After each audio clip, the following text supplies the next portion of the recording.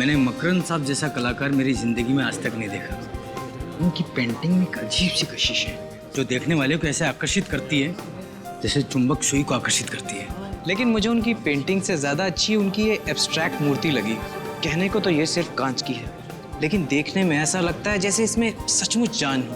वाकई मैं तो आज घर से सोच के निकला हूँ कि आज मैं मकरंद साहब का ऑटोग्राफ लिए बिना यहाँ से हिलूंगा भी नहीं। लेकिन मकरंद साहब हैं कहाँ? आसपास कहीं दिख नहीं रहे। चलिए उनसे पूछते हैं, शायद यही कुछ बता पाए। Excuse me. यस। मकरंद साहब नहीं आए। आप तो जानते हैं कि आर्टिस्ट कितने मूडी होते हैं, बस आते ही होंगे। क्या आप उन्हें कॉल कर सकते हैं? क्यों नहीं।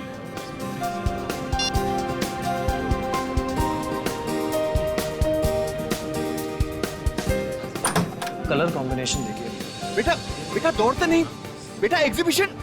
बेटा ऐसे दौड़ते नहीं बेटा, कोई चीज टूट गई तो। पापा चलो ना घर पे जाते हैं, मैं बोर हो रहा हूँ। हाँ बेटा अभी 2 मिनट। हाँ मैं एक फोन करके आता हूँ। ओके पापा बिजी है, चलो तब तक हम लोग खेलते हैं।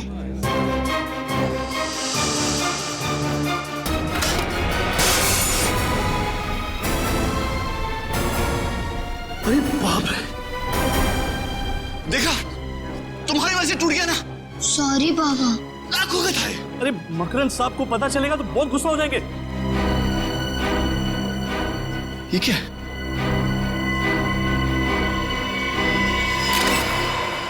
ओह माय गॉड, ये तो किसी इंसान की आंख है।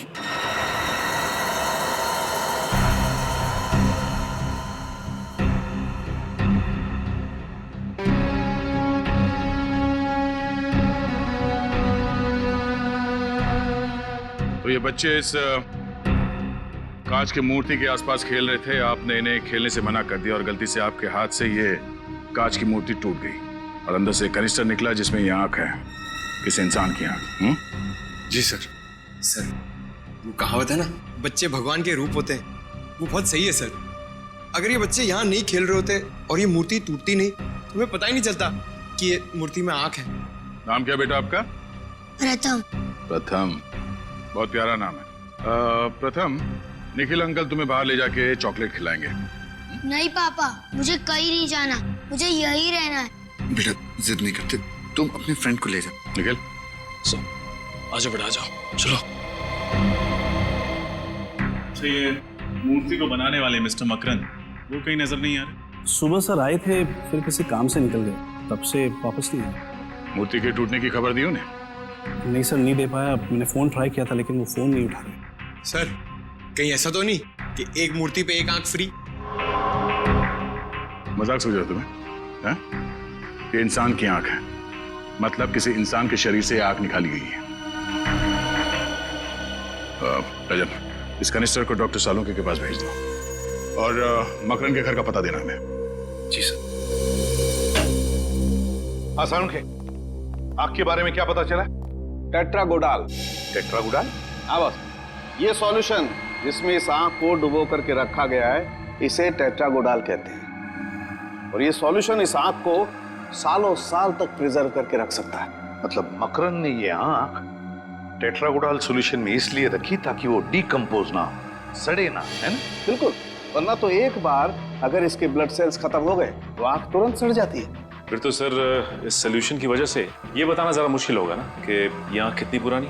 सचिन, अगर आंख ज्यादा पुरानी होती तो बताना मुश्किल था, लेकिन बॉस इस आंख के कुछ ब्लड सेल्स अभी भी एक्टिव हैं। इससे ये पता चलता है कि ये आंख 16 से 18 घंटे पहले निकाली गई है किसी इंसान के शरीर में से। या फिर सालुंके पता लगा सकता है ना डीएनए टेस्ट से कि ये आंख किसी मर्द की है या औरत की? हाँ, पता लगाया जा सकता है। तो फिर लगा ना पता।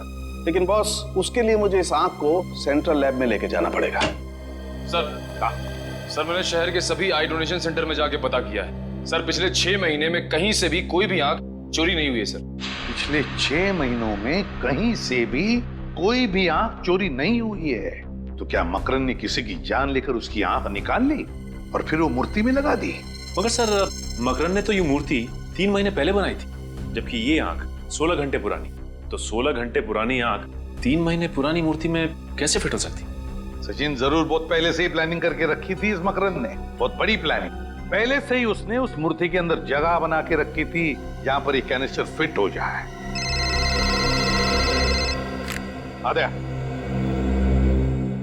मकरंद का फोन ट्रेस नहीं हो रहा, तो फिर उसके फोन रिकॉर्ड चेक किया? लंदन से कॉल आए थे। अच्छा, तो ठीक है, कोशिश जारी रखना। कुछ पता चले तो तुरंत बता देना मुझे। ओके? क्या हो सर? मकरंद को अक्सर लंदन से फोन आया करते थे, और खास करके 3 अलग अलग नंबर से। लंदन से? लेकिन सर उसे लंदन से कौन फोन कर सकता है?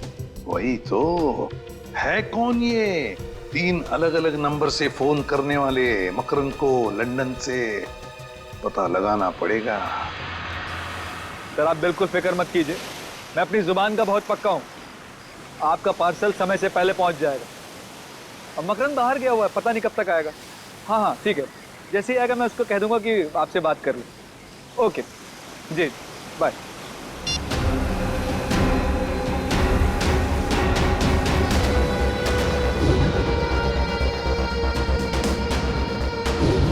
तुम लोग अब तक यहाँ खड़े हो, ऐसे ही बुत की तरह खड़े रहोगे या कुछ करोगे भी? किसी भी कीमत पर वो आंख मुझे वापस चाहिए। बॉस आप चिंता मत करो बॉस, बस अगले 10 घंटों के अंदर वो आंख आपको मिल जाएगी। Shut up! बकवास मत करो। पिछले 12 घंटे से यही डायलॉग सुन रहा हूं मैं। मेरा एक एक मिनट बहुत कीमती है, समझे तुम लोग? बॉस आपको तो पता है कि वो आंख सीआईडी वालों के पास है, और सीआईडी वालों के हाथ से लेना मतलब मगरमच्छ के मुंह में हाथ डालने के बराबर है। बस कोशिश जारी है बॉस। कोशिश कोशिश कोशिश!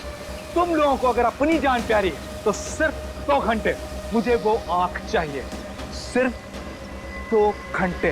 क्लियर? ठीक है बॉस, वो आंख आपको मिल जाएगी बॉस। Get lost.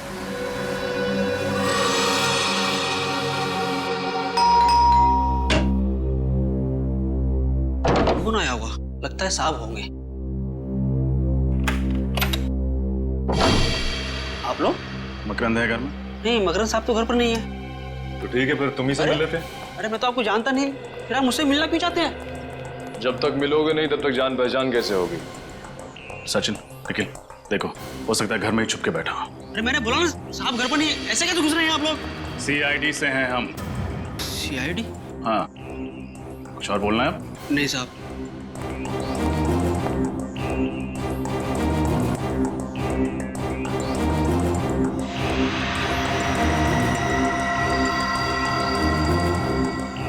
तेरी मकरंद तो घर में है ही नहीं।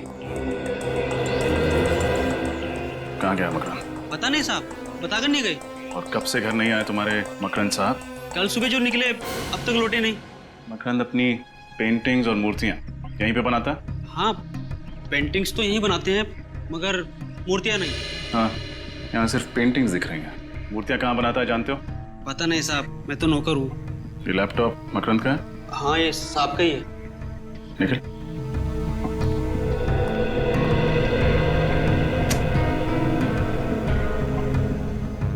मकरंद पर्सनल, इस फोल्डर में कुछ होना चाहिए। ये देखो, पिछले 5 साल में मकरंद की पेंटिंग्स और मूर्तियां कितने में बिकी हैं, इसका पूरा ब्यौरा है इसमें। कोई भी पेंटिंग 15 से 20 हजार रुपए से ज्यादा में नहीं बिकी, जबकि हर मूर्ति कम से कम 40 से 50 लाख रुपए में बिकती है।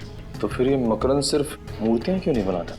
हो सकता है सिर्फ अपनी संतुष्टि, अपने क्रिएटिव सेटिस्फैक्शन के लिए पेंटिंग्स बनाता हो। एक सेकंड, इसमें यह भी लिखा है कि ज्यादातर मूर्तियां लंदन में बिकती हैं, इसीलिए उसे लंदन से अक्सर फोन आया करते हैं। सचिन, कुछ तो है जिसका लेन देन लंदन से है।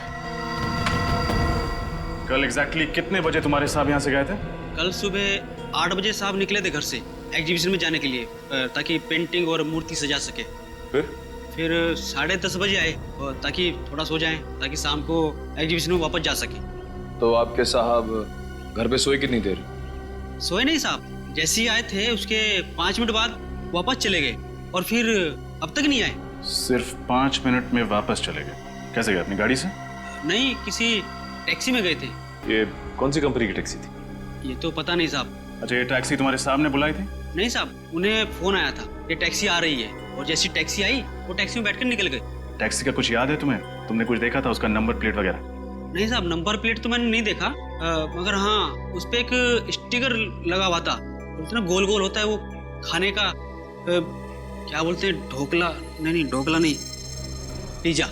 पिज्जा किस कंपनी का पिज्जा था? क्या नाम था? ढेपला। डेल्पा पिज्जा। डेल्पा हाँ साहब, उसी कंपनी का। और कुछ देखा था तुमने? हाँ साहब, गाड़ी के पीछे वाले शीशे पे एक और स्टिकर लगा हुआ था उड़ते हुए आदमी का। डेल्पा पिज्जा का ऐड और पीछे वाली कांच पर उड़ते हुए आदमी का स्टिकर।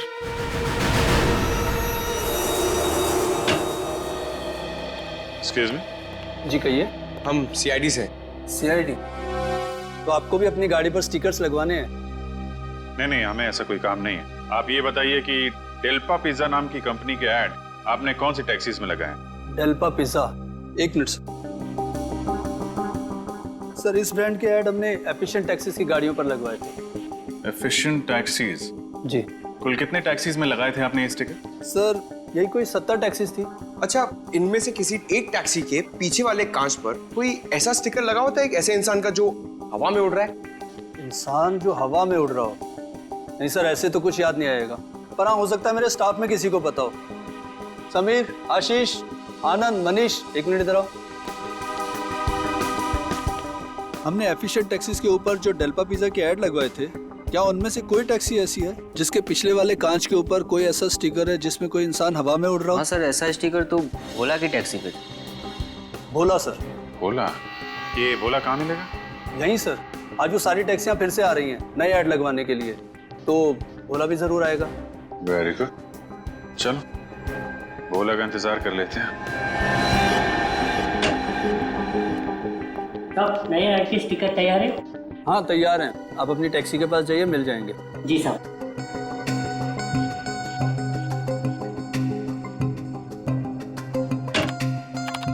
सर नए ऐड का स्टिकर तैयार है क्या? बिल्कुल तैयार है, आप जाइए, मिल जाएंगे। जी सर।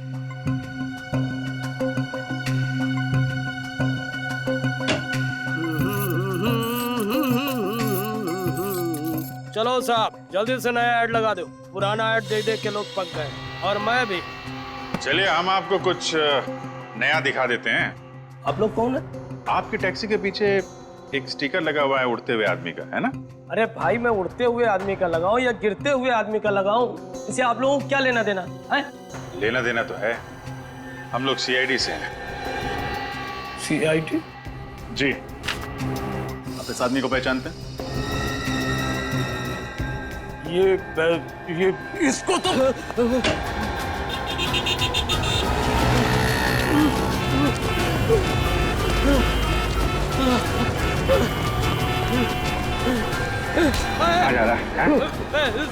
साहब, जाने दो साहब, जाने दो मुझे। सीआईडी जब मुजरिमों को पकड़ती है ना तो जाने नहीं देती है। साहब मुझको माफ कर दो, मैंने ज्यादा पैसे कमाने के लालच में ये सब किया है। मकरन कहाँ है? कौन मकरन साहब? वही मकरन जिसने एग्जीबिशन रखी थी, जिस एग्जीबिशन में हमें आदमी की आंख मिली कांच की मूर्ति से, वो मकरन कहाँ है? वो आंख मूर्ति मुझे कुछ समझ में नहीं आ रहा साहब। ना समझ पाने का नाटक बंद करो, जिसकी फोटो देखकर भागे थे तुम, ये आदमी कहाँ छुपा के रखा है इसे?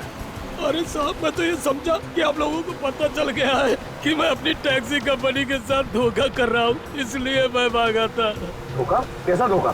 साहब, हमारी टैक्सी कंपनी सिर्फ उन्हीं यात्रियों को टैक्सी में बैठने की अनुमति देती है जो फोन करके टैक्सी बुक कराते हैं, और पैसे के लालच में दूसरे यात्रियों को भी अपनी टैक्सी में बिठा लेता था। और साहब, ये आखिरी आदमी था जिसको मैंने अपनी टैक्सी में बिठाया था। ओह, तो तुम इसलिए भागे थे? हाँ साहब, मकरन के बारे में मुझे कुछ नहीं पता। और कब बिठाया था तुमने मकरन को टैक्सी में?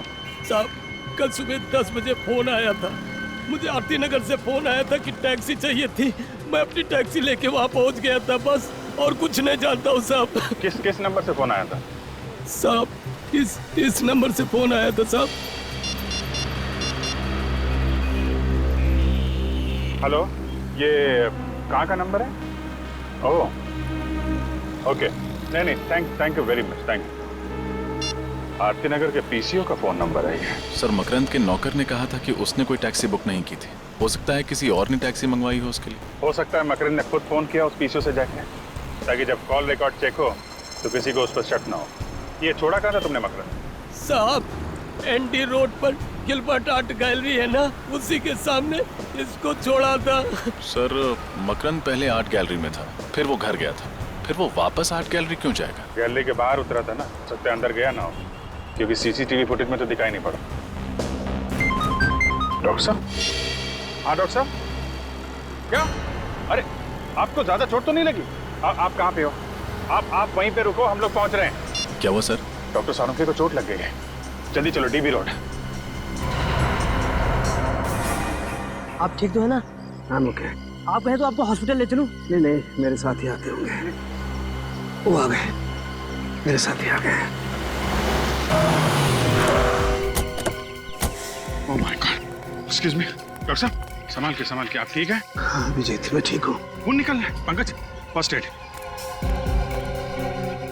थैंक यू वेरी मच, हम लोग आगे, हम संभाल लेंगे। Thanks a lot. सर ये सब हुआ कैसे?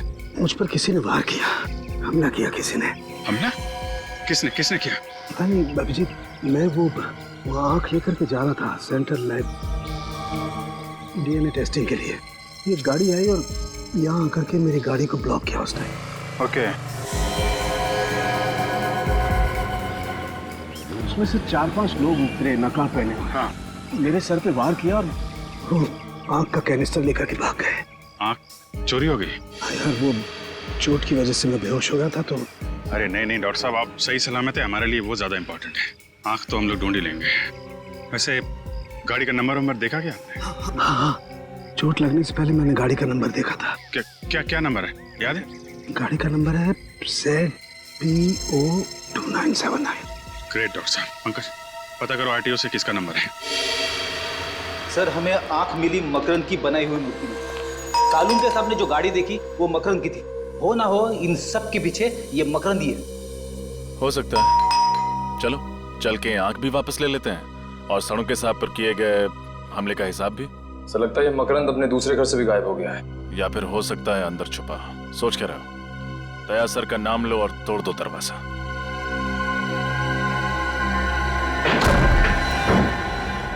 अरे बाप रे, बड़ी भयंकर बदबू है। किसी लाश की बदबू है। सर कहीं मकरंद की तो नहीं है? हो सकता है, देखो लाश यहीं कहीं होगी।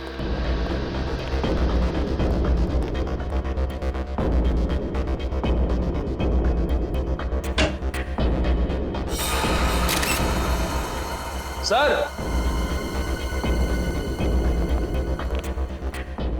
ये तो मकरंद है। अरे इसकी तो एक आंख गायब है सर, मतलब वो आंख इसकी थी। सर हम लोग तो सोच रहे थे कि इन सब के पीछे ये मकरंद है, मगर किसी ने इस बेचारे को मारकर इसकी आंख निकालकर इसी की बनाई हुई मूर्ति के अंदर रख दी। और इसी की गाड़ी इस्तेमाल की डॉक्टर सारुंखे पर हमला करने के लिए। खून सिर्फ यहीं पे बहा। इसका मतलब गोली लगने के बाद मकरंद इधर उधर नहीं गया होगा, उसने यहीं पे दम तोड़ दिया होगा। कहीं ऐसा तो नहीं कि इसने आत्महत्या की हो अपनी गन से? नहीं फ्रेडी, खुद को ऐसे सामने से गोली मारना थोड़ा मुश्किल है, और कोई अपनी ही आंख कैसे निकाल सकता है? हाँ ये बात तो है। गोली सामने से लगी है और लाश की पोजीशन को देख के लगता है कि खूनी यहाँ कहीं खड़ा होगा। सर इस गन में से गोली चली है, शायद मकरंद ने उस खूनी पर चलाई होगी अपनी आत्मरक्षा के लिए। और अगर ऐसा हुआ है निखिल तो इसका निशाना जरूर चूक गया होगा, क्योंकि कहीं और तो खून है नहीं। गोली ढूंढो, नहीं होगी।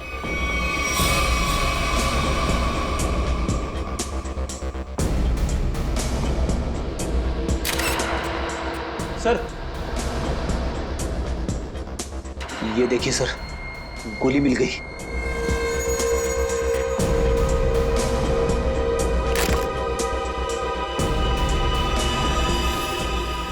वेरी गुड फ्रेडी, एक काम करो और तलाशी लो, कुछ ना कुछ जरूर मिलेगा जो हमें खूनी तक पहुंचा है।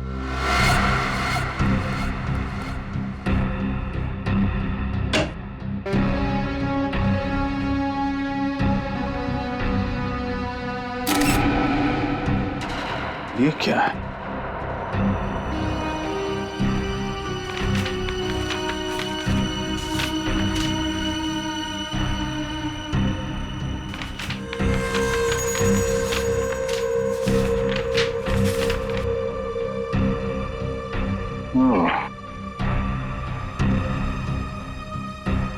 मकरंद की पिछली मूर्तियों के स्केचेस देखा?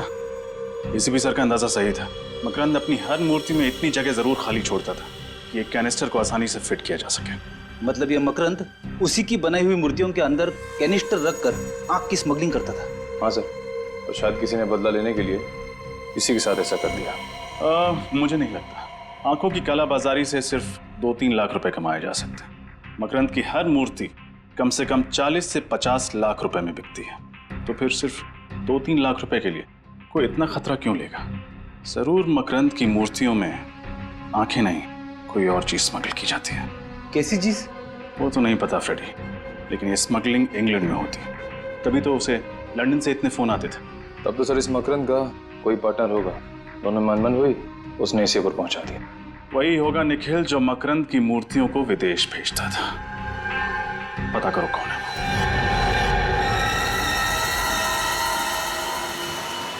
2 घंटे को सर के पता नहीं बेवकूफ आंख चुरा भी पाएंगे या नहीं। अगर कहीं सीआईडी के हाथ लगे तो लेने के देने पड़ जाएंगे। बॉस, लेने के देने तो उस डॉक्टर साळुंखे को पड़ गए। बॉस, मैंने कहा था ना, मैं आपको निराश नहीं करूंगा। ये लीजिए आपकी कीमती आंख। शाबाश रंगा, शाबाश। तू नहीं जानता है कि तुमने कितना बड़ा काम किया। इसके लिए मैं तुम लोगों को इतने रुपए दूंगा, गिनते गिनते बुढ़े हो जाओगे। बॉस, आप तारीफ कर रहे हैं या ताना मार रहे हैं? तारीफ कर रहा हूँ, तारीफ। तुम लोग यहीं रुको, मैं भी आता हूँ। ठीक है बॉस।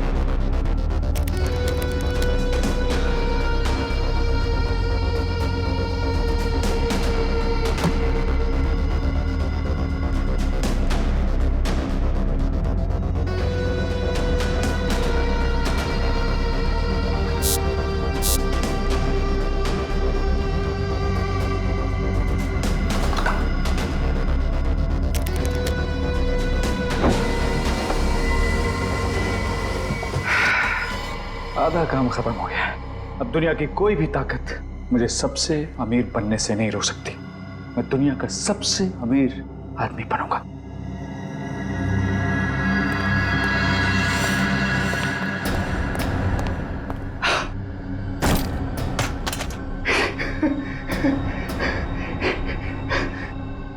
सब कुछ मेरा है, सब कुछ मेरा है।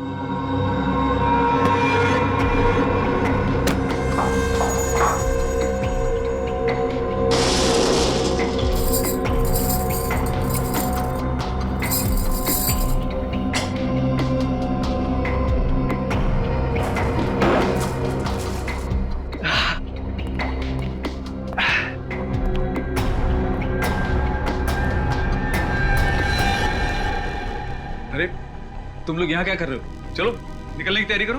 बॉस, हमारा हिस्सा? हिस्सा भी मिल जाएगा, जल्दी क्या है? मैं कोई भागा थोड़ी जा रहा हूँ। बॉस, माफ करना, पैसों के सामने कोई किसी का नहीं होता। मुझसे गद्दारी। अभी देता हूँ हिस्सा। माफ करना, ये सारी की सारी दौलत सरकारी खजाने में जाएगी। गज नीचे।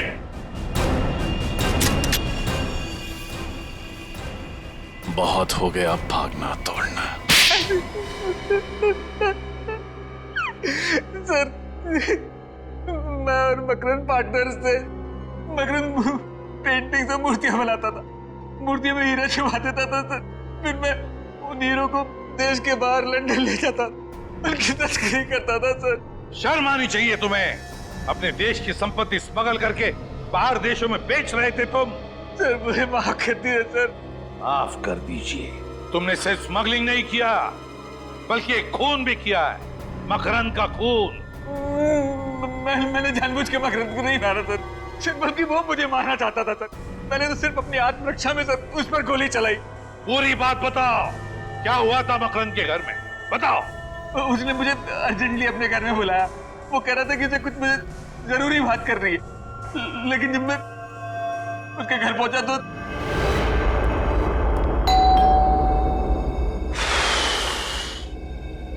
अरे दरवाजा तो खुला हुआ है। मकरंद, मकरंद, मकरंद कहाँ हो यार? मुझे घर में बुला के दरवाजा खोलकर बाहर चले गए क्या?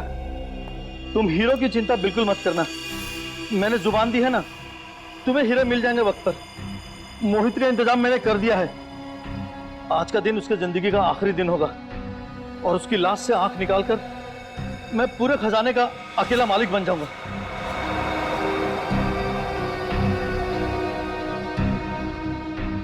मेरी नहीं, तेरी जिंदगी का आखिरी दिन होगा मकरंद।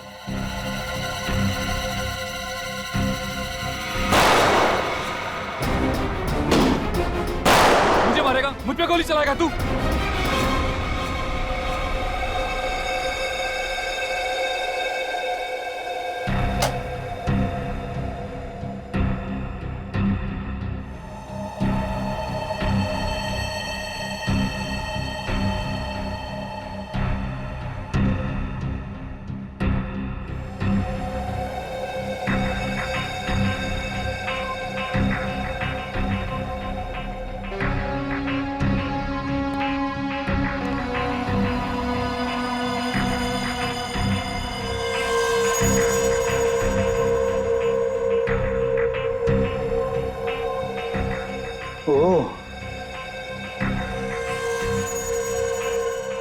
बुरे काम का बुरा नतीजा।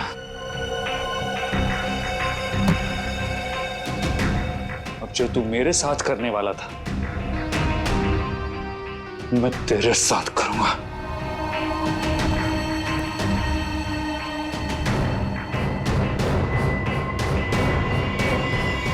और जब मकरंद की मौत हो गई तो तुमने सोचा क्यों ना उसी का प्लान उसी पे आजमा लिया जाए, क्यों?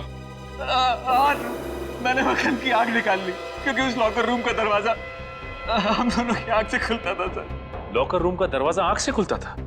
मतलब आइरिस रिकॉग्निशन टेक्नोलॉजी? हाँ सर, वही आइरिस रिकॉग्निशन टेक्नोलॉजी। उस लॉकर रूम के दरवाजे के स्कैनर के सामने जब तक हम दोनों की आंखें स्कैन नहीं हो जाती थी, वो दरवाजा नहीं खुलता था। तो इन मकरंद की आंख तुमने मूर्ति में क्यों छुपाई? क्योंकि सर मैं देश से बाहर जाने का इंतजाम कर रहा था, तब तक उस आग को किसी सुरक्षित स्थान पे रखना जरूरी था सर। उस आग को छुपाने के लिए मूर्ति से अच्छी जगह कोई हो ही नहीं सकती थी सर, लेकिन मेरी किस्मत खराब सर, वो मूर्ति टूट गई और मूर्ति के साथ साथ मेरा भाना भी फूट गया सर। तुमने स्मगलिंग करके देश के साथ गद्दारी की और एक खून भी किया। अब जेल की सलाखों के पीछे सड़ते बैठना, फांसी का ऑर्डर आने तक। क्यों भाई? सर केस खत्म हो गया है और काम भी नहीं है। अगर आप कहें तो फिल्म देखने चल सकते हैं। अरे भाई मुझसे क्यों पूछते हो? एसीपी साहब से पूछो। सर एसीपी साहब फिल्म देखते हैं? अरे बिल्कुल देखते हैं भाई, हमारी और तुम्हारी तरह एसीपी साहब भी फिल्में देखते हैं। क्या बातें हो रही है? अब सर वो निखिल कह रहा था कि एसीपी साहब फिल्म देखते हैं क्या? अरे अच्छा, क्यों जानना चाहते हो तुम? नहीं सर, मैं तो सर कह रहा था कि हम सब साथ चल के फिल्म देख सकते हैं सर। सर केस खत्म हो गया सर, काम भी नहीं, मतलब काम है सर, केस नहीं है सर। अगर आप कहें तो हम सब साथ चल के फिल्म। केस खत्म हो गया, काम नहीं है? हाँ? किसने कहा तुम्हें कि केस खत्म हो गया? किसने कहा? किसने कहा केस खत्म हो गया? मोहित ने सब कुछ मान लिया तो तुम्हें लगा मुझे मिल गया तो केस खत्म हो गया। केस अभी भी बाकी है, समझे? अभी भी रिपोर्ट आना बाकी है। अभी सारुंखे आएगा रिपोर्ट लेकर, तब समझेगा। बॉस, ये मकरंद की पोस्टमार्टम रिपोर्ट जरा देखो। सारुंखे? यार इस पे तो लिखा है कि मकरंद मरने से पहले बेहोश था। हाँ बॉस, मकरंद बेहोश था क्योंकि उसके खून में मुझे फैप्टिया मिला है। फैप्टिया, जिसकी वजह से जब उसकी आंख निकाली गई वो मरा नहीं था, बेहोश था। मगर यार मोहित के हिसाब से मकरंद की मौत गोली लगने से हुई है। बेहोशी का तो नामो निशान नहीं। मुझे लगता है मोहित झूठ बोल रहा होगा। लेकिन क्यों झूठ बोलेगा मोहित? मोहित झूठ बोल रहा है, क्यों झूठ बोल रहा है मोहित? बस ये तो पता नहीं, लेकिन मेरी रिपोर्ट गलत नहीं हो सकती। हाँ पता है सालुंके, तेरी रिपोर्ट बिल्कुल सही होती है, हर बात सही होती है, लेकिन क्यों? मोहित झूठ क्यों बोलेगा? सर वो मोहित कह रहा था ना कि मकरंद ने गोली चलाई थी और क्राइम सीन में हमें वो बुलेट भी मिली थी। सचिन, फोरेंसिक रिपोर्ट के मुताबिक मकरंद के हाथों पर कहीं पर भी गन पाउडर के निशान नहीं है गन पाउडर के निशान। बिल्कुल कहीं भी गन पाउडर नहीं है। सर कहीं मोहित खुद के सारे इल्जाम लेकर किसी को बचाने की कोशिश तो नहीं कर रहा है? अरे वाह, अब सोचने लगे। अभी तक तो कह रहे थे कि केस खत्म हो गया, कोई केस नहीं है। क्यों? अब समझे इतना आसान नहीं। केस खत्म हो गया, सोचना पड़ता है, हर बात पे सोचना पड़ता है। सही सोचा है तुमने। अभी हो सकता है किसी को बचाने की कोशिश कर रहा है मोहित, इसलिए सारे इल्जाम उसने अपने आप पर ले लिए। और किसे बचाने की कोशिश कर रहा है मोहित? मकरंद और वो तीसरा आदमी। कहीं मोहित उस तीसरे आदमी को बचाने की कोशिश तो नहीं कर रहा है, इसलिए सारे इल्जाम अपने आप पर ले रहा है। और फिर मकरंद, यार सालुंके, मकरंद की आंख के बारे में कुछ और पता चला? हाँ बस। क्या? तारिका लगी हुई लैब में कुछ ना कुछ ढूंढ निकालेगी। एक मिनट। हाँ, तारिका को याद करे तो तारिका का फोन। हाँ तारिका, हेलो तारिका। क्या हुआ यार? मुझे लगता है तारिका खतरे में। तारिका खतरे में? क्या बात कर रहा है?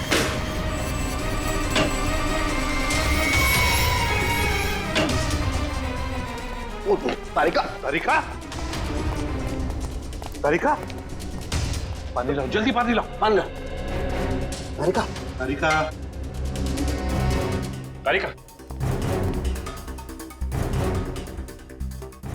तारिका, उठ। क्या हुआ? हाँ? You okay? आओ बैठो। चलो, कम।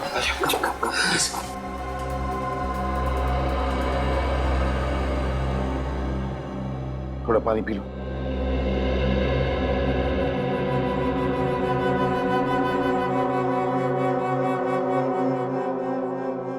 You okay? क्या हुआ? कैसे हुआ ये सब? सर, वो आंख लेके चला गया।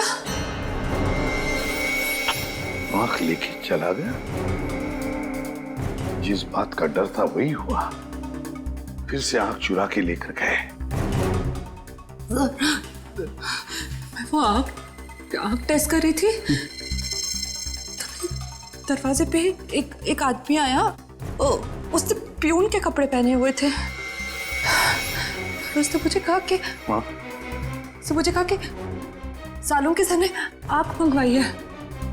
मुझे उसी वक्त उस पर शक हुआ और मैंने आपको तुरंत फोन लगाया। फिर मैंने जैसे ही आपसे बात की, उसने मुझे क्लोरोफॉर्म सूंघा और मैं बेहोश हो गई। और अब सर सारा पैसा, सारा सोना हमारे हाथ लग चुका है। फिर ये आंख किसी को क्यों चाहिए होगी? और भी कोई राज जुड़ा हुआ है उस आंख के साथ। और भी कोई राज है जो अब तक हमारे सामने नहीं आया है। किसी भी हालत में हमें उस तीसरे आदमी तक पहुंचना ही है। पहुंचना है उस तीसरे आदमी तक। सर ये जो तीसरा आदमी है वो इस राज के बारे में अच्छी तरह से जानता है, इसीलिए उस आंख के पीछे पड़ा हुआ है सर। सचिन, और वो पूरा राज उस बंद लॉकर रूम के अंदर छुपा है। उस बंद लॉकर रूम के अंदर। सर पूरे शहर में ऐसी एक ही कंपनी है जो आइरिस लॉकर बनाती है। तो फिर चलो वहीं चलते हैं।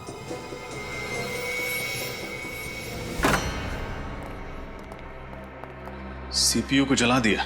ये जो कोई भी है हमसे एक कदम आगे। अरे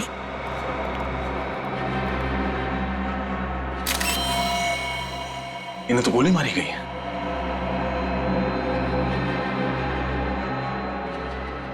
He's dead. सर वहां से आवाज आ रही है।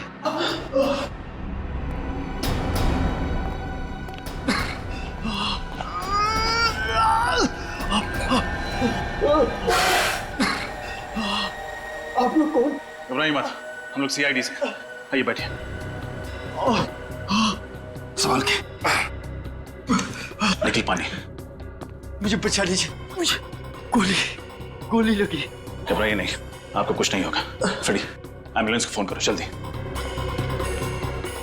पानी ये लीजिए, पानी दीजिए आराम से।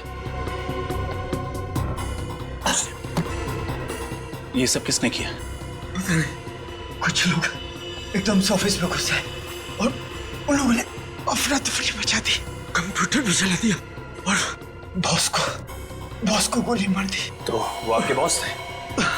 मिस्टर अनुराग, और मुझे गोली मार दी। अगर मैंने मरने का नाटक ना किया होता तो शायद 2-4 गोली और मार देते। अच्छा, कंप्यूटर में जो रिकॉर्ड्स थे उनका कोई बैकअप है? इस रूम के ठीक सामने कॉन्फ्रेंस रूम में टेबल के नीचे की तरफ हार्ड डिस्क छुपा के रखी हुई। भगवान करे वो सुरक्षित हो। एम्बुलेंस आ गई। निखिल इन्हें हॉस्पिटल पहुंचा। संभाल के। कुछ नहीं होगा। फ्रेडी, इस रूम के सामने एक कॉन्फ्रेंस रूम है, वहां टेबल के नीचे एक हार्ड डिस्क होनी चाहिए। लेकर आ।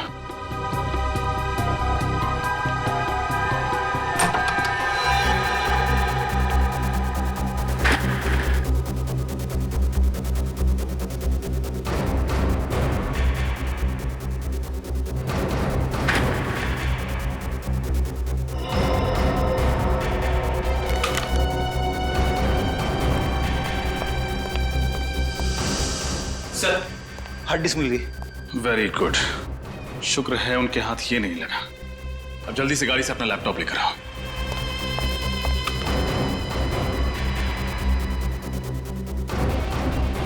लैपटॉप ये लो। इस हार्ड डिस्क को लैपटॉप से कनेक्ट करो। सारे फाइल्स सर्च करो, देखो मकरंद कुमार के रिकॉर्ड्स कहां हैं।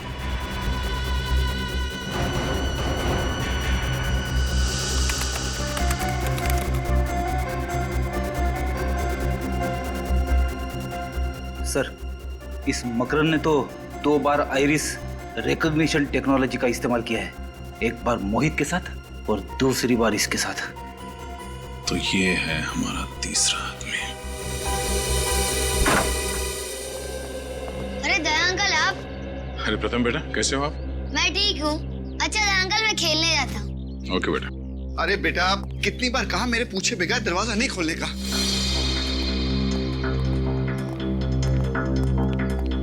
सर आप लोग केस सॉल्व हो गया क्या?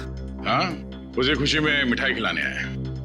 मिठाई? बहुत अच्छा हुआ तुम्हारा बेटा बाहर गया, वरना उसके शरीफ पिता का असली चेहरा उसके सामने आ जाता। अरे बेटा ना ना, मिठाई नहीं खाओगे? मोहित से पहले मकरंद का पार्टनर मैं था। एक दिन उसे शक हुआ कि स्मगलिंग के पैसे में से मैं पैसे चुरा रहा हूँ और उसने सारा पैसा उस लॉकर रूम में बंद कर दिया। 5 साल पहले मकरंद और मेरा झगड़ा हो गया और उसने मोहित को अपना पार्टनर बना लिया। जिसकी वजह से तुम्हारा करोड़ों का माल उस लॉकर रूम में कैद हो गया। हाँ सर, मैंने सुलह करने की बहुत कोशिश की लेकिन वो नहीं माना। मैंने मिन्नत की लेकिन वो फिर भी नहीं माना। फिर एक दिन मैं मकरंद के घर पहुंच गया।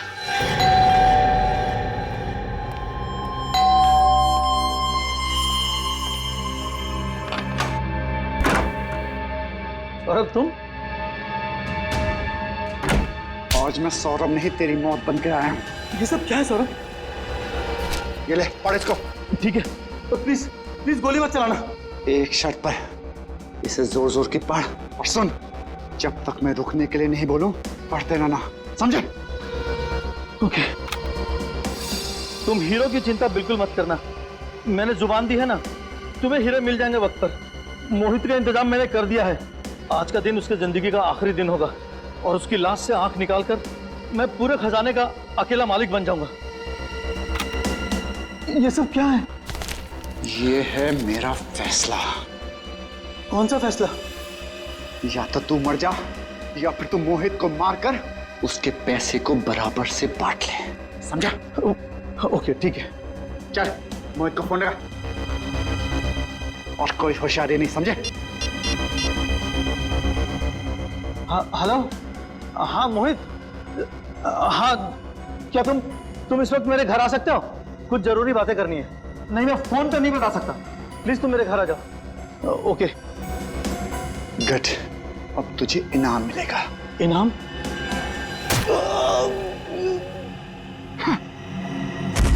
बेवकूफ, तुझे क्या लगा मैं करोड़ों का खजाना तुझे दे दूंगा?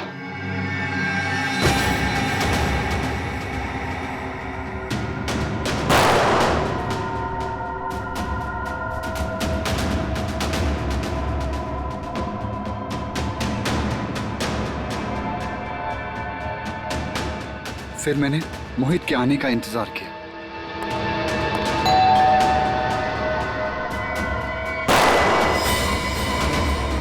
मुझे मारेगा, मुझ पे गोली चलाएगा तू? और